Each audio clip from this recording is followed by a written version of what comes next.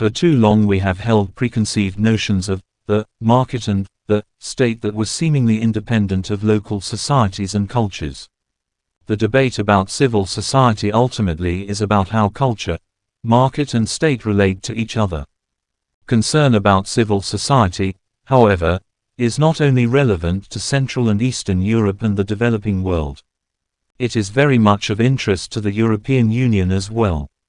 The civil dialogue initiated by the Commission in the 1990s was a first attempt by the EU to give the institutions of society, and not only governments and businesses, a voice at the policy-making tables in Brussels. The EU, like other international institutions, has a long way to go in trying to accommodate the frequently divergent interests of non-governmental organizations and citizen groups. There is increasing recognition that international and national governments have to open up to civil society institutions.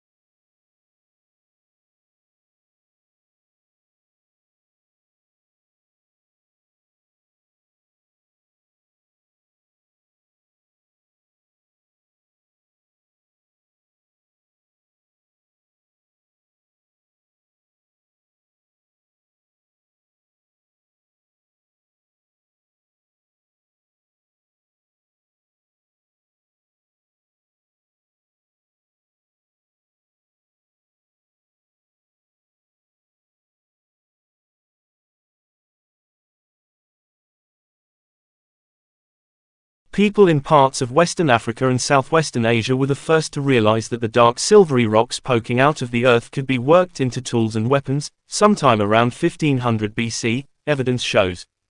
The metal was probably discovered there by accident when some ore was dropped into a fire and cooled into wrought iron, historians think. The Eureka moment didn't reach Europe for another 500 years, traveling slowly north and west through Greece, Italy, Central Europe and finally to the British Isles with the spread of the famous Celtic tribes. The Celts diffused iron technology over much of the continent through warfare, where their victory was assured due to the circumstances strength of iron weapons. Perhaps not the most peaceful of cultural exchanges, but where the technology did travel, it caught on fast. Iron made life a lot easier in those days, when just living to the age of 45 was a feat. By that time, much of Europe had settled into small village life, toiling the soil with bronze and stone tools.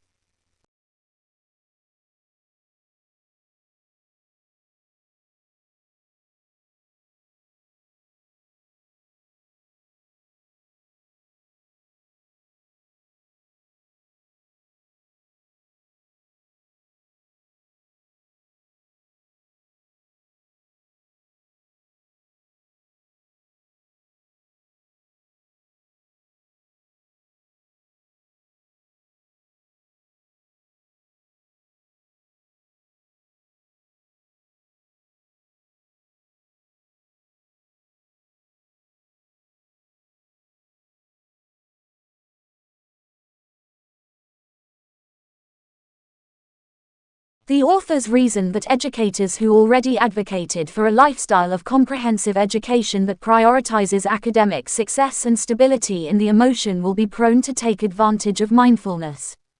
Because they know that although emotions are not contentious for scholars but one of key understanding and reason why they think mindfulness could support scholars to tame the emotions. Consequently, these teachers will more likely to fit mindfulness into their teaching process as another regular activity rather than a side activity. The belief that happiness and emotional well-being are important increases their concern with out-of-work mindfulness, that in turn increases the chances of its success. Some teachers might have little personal experience or are simply not convinced that mindfulness is a thing. They will not have the same attitude towards the efficacy of mindfulness. While a person who has not been following the mindfulness may not understand why it is so important to do it.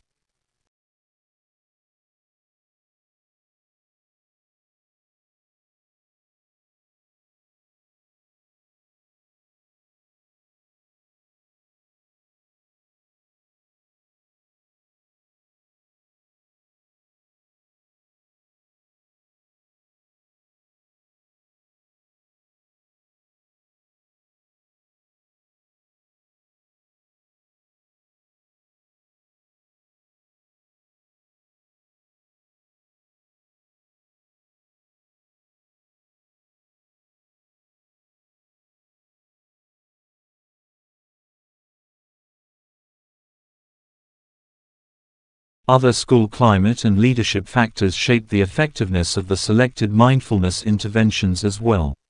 For teachers, this is certainly cause for concern, especially if you work in an institution which doesn't support or discourage mindfulness. This lack of support from the school administration might be an indication of there being either no time or physical space for the practice of mindfulness. On the other hand, the schools that embrace the culture of mindfulness are more likely to provide a better platform for such interventions for the following reasons. On one hand, such schools provide every single thing that teachers need, while in contrast they draw attention to the significance of being mindful in learning institutions. Overall, it is important to point out that mindfulness intervention for students has statistically sound positive effects, but for teachers, the practice of the intervention is accompanied by a variety of challenges. Being of the time constraint, students' diversities.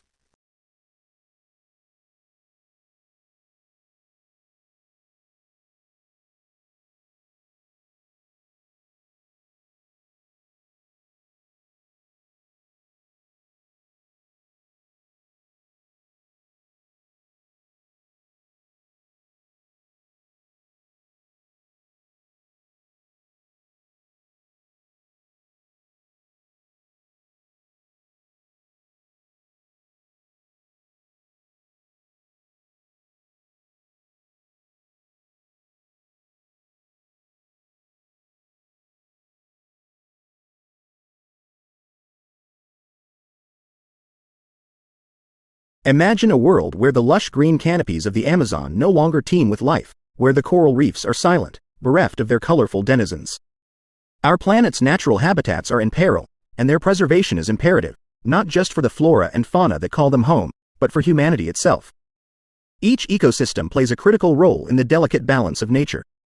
Forests act as the Earth's lungs, purifying the air we breathe, while oceans regulate the climate. The loss of these habitats leads to the extinction of species, each a thread in the intricate web of life. Once gone, these threads cannot be rewoven.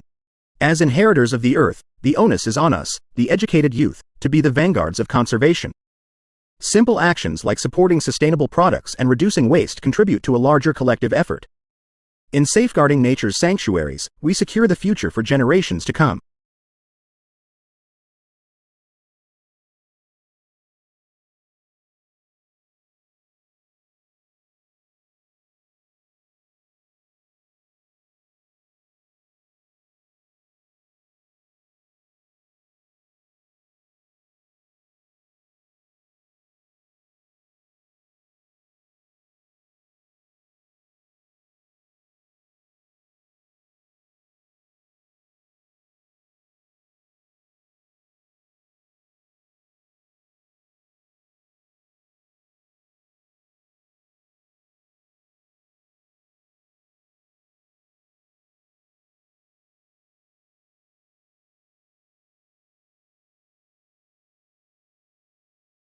Exposure to extreme heat can have severe consequences on the human body. When the body is exposed to high temperatures, it tries to regulate its temperature through sweating and increasing blood flow to the skin. However, if the body is unable to cool down enough, it can lead to heat exhaustion or even heat stroke, which can be fatal. Yes, and heat exhaustion can cause symptoms such as heavy sweating, dizziness, nausea, and headaches. If not treated, it can lead to heat stroke, which can cause the body temperature to rise above 104 degrees Fahrenheit, 40 degrees Celsius, and this can cause confusion, seizures, organ failure, and even death. In addition, exposure to extreme heat can also lead to dehydration, which can cause further health problems such as low blood pressure, rapid heartbeat, and kidney damage.